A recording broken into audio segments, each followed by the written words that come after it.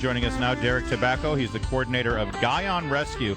Now, this is an organization who on day one was right there for immediate assistance to the families of the Staten Island affected by Hurricane Sandy. And we saw all those horrible, horrible images in the weeks and even the months after Hurricane Sandy, specifically there on Staten Island. Derek Tabacco, thanks for your work and thanks for joining us this morning. You're welcome, guys. Good morning, Brian. Larry, how are you guys doing today? We're doing good. We're good, thanks. And listen, we saw the photo op yesterday, the big victory tour there on the Jersey Shore where the president and Governor Christie opened up the Jersey Shore for business. It's going to be a big summer there on the Jersey Shore, and they were really talking about all the effective work that was done on the Jersey Shore. Nobody talking about Staten Island. And, I'm reading here about your efforts, and apparently there are still people who are homeless, still people sleeping on their friends' sofas. What's going on Staten Island?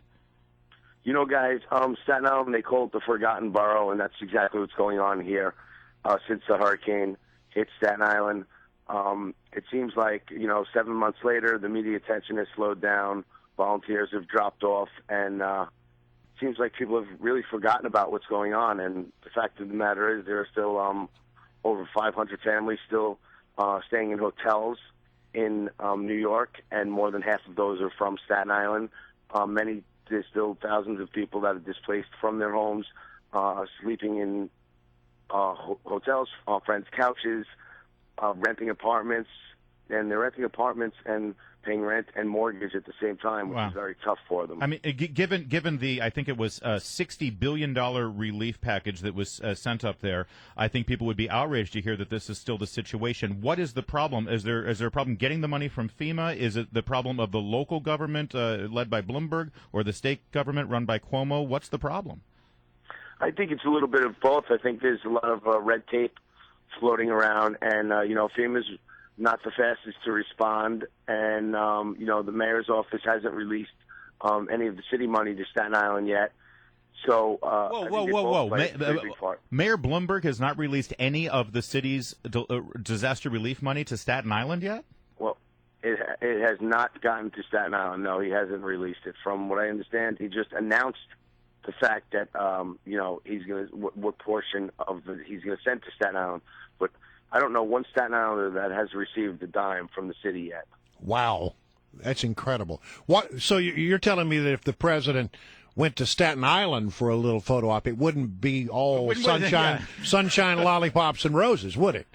Not at all. The president was on Staten Island back in the beginning of November, and he made a couple of promises to homeowners, and I know some of the homeowners personally, and they are still out of their homes and haven't received any help at all, and they're people are pretty upset with the president on Staten Island, that's for sure.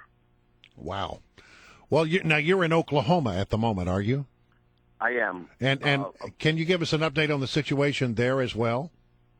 Situation here is pretty bad. Similar to Staten Island, the devastation is terrible. It's much different in the fact that we had a lot of water, whereas it was wind here. Staten Island, we dealt with, mucking out people's homes and trying to remove their personal belongings after this storm hit. And it was taking out furniture and sheetrock and carpeting and stuff like that. Whereas here, it's there's no water, but most homes are a pile of debris right now. So we're, sifting through the debris to look for, personal items and removing it and bringing it to the curb so it could be carted away. Can I just ask you, why do you do this?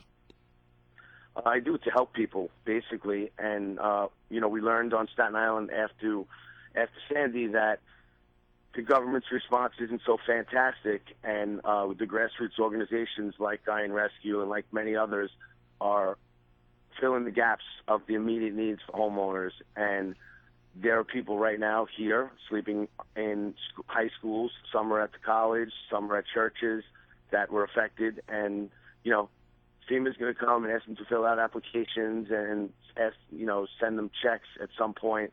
But, these people right now, they need diapers for their children, right, and they need food and clothing because everything that they know of in their life has been ruined. So we came to help out and bring some immediate assistance to these survivors. Well, Derek Tabacco, you are talking to a whole lot of people right now who would love to help too. So the organization is called Guyon Rescue. That's spelled Guyon Rescue, and their website is guyonrescue.org. We'll have information on this at WMAL.com. They're over on the Mornings on the Mall page.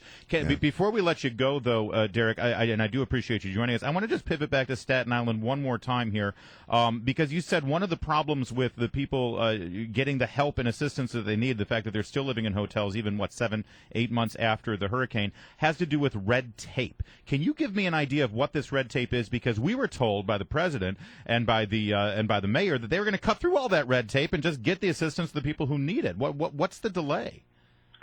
I don't know what the delay is, but there's definitely a large delay. You know, the FEMA at the beginning, people that registered that were denied the SBA loans were told that there would be some assistance even if they were denied the loans. Most people only got, I think the max was $31,700 from FEMA. And, you know, most of these houses were completely ruined, and it'll take hundreds of thousands of dollars to repair them. And, you know, the grant programs, they keep speaking about these grant programs that will be coming down, but we haven't seen any of that. Well, yet. You have certainly provided an alternative to the narrative we saw yesterday Absolutely. on the Jersey Shore, and we appreciate it. And we're going to keep looking into this because this is outrageous. This long after the hurricane. Derek, thank you for your work you do, man. God bless you.